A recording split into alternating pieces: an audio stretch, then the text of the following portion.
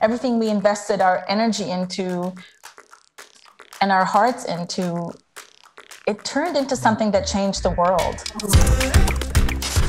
I can't say that I immediately jumped into the process with an outline in mind. How will I write so that people believe me?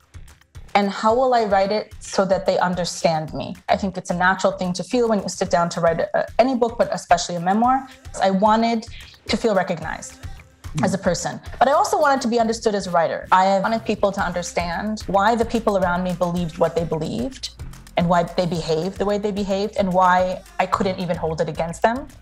What you learn in the first third of Unorthodox is an internal process of questioning and doubting that occurs in the mind of the protagonist.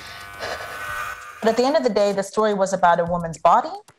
And so when I first started writing, that was the part I wrote about. And it was originally for my blog. That was for me, the center of my story. I went back into the past and I plucked episodes from my life and I sorted them chronologically next to each other in order to build some kind of arc. I remember talking to a Japanese reporter when the Japanese edition of Unorthodox was released as a book, and she was telling me, do you know that the story of every Japanese woman's life is unorthodox? She started to cry.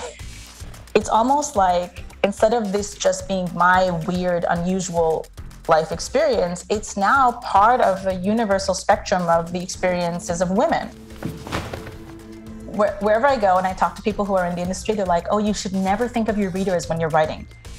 You should never write for your readers. You should always write for you.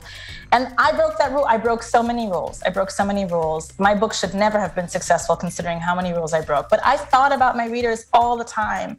They were the ones I wanted to reach.